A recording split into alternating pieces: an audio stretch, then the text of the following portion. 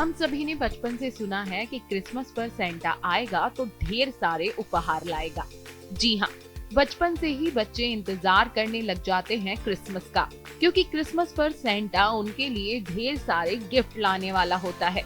आखिर ये बात कहाँ से शुरू हुई कि क्रिसमस पर सेंटा आता है और ढेर सारे गिफ्ट लाता है? तो चलिए आज कुछ बातें जानते हैं सेंटा क्लॉज के बारे में। सेंटा क्लॉज को संत निकोलस के नाम से भी जाना जाता है। वहीं सेंटा क्लॉज के बारे में कई प्रचलित कहानियां भी हैं। उन्हीं में से एक कहानी मैं आज आपको बताती हूँ। एक बार की बात है कि सेंटा क्लॉज को एक ऐसे व्यक्ति के बारे में जानकारी मिली जो बहुत ही धनवान था, लेकिन कुछ समय पहले व्यापार में भारी घाटा हो जाने की वजह से वो कंगाल हो चुका था। उस व्यक्ति की 4 बेटियां थी और चारों शादी के योग्य हो चुकी थी। कंगाली के इस आलम में उनकी शादी के लिए उसके पास कुछ न था।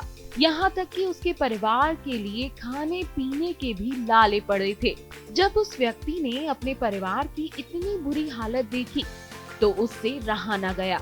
उसने फैसला किया कि वह इनमें से एक लड़की को बेच देगा और उससे मिले पैसे से अपना परिवार का पालन पोषण करेगा और बाकी बेटियों का विवाह कर देगा।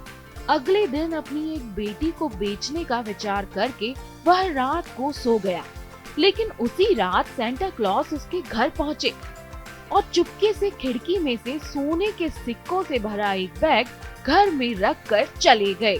सुबह जब उस व्यक्ति की आँख खुली तो उसने सोने के सिक्कों से भरा बैग खिड़की के पास पड़ा देखा तो वह बहुत आश्चर्यचकित हुआ कि यह बैग यहाँ आया कहाँ से। उसने आसपास चारों तरफ देखा, लेकिन उसे कहीं कोई दिखाई नहीं दिया। तो उसने ईश्वर का धन्यवाद करते हुए बैग अपने पास रख लिया।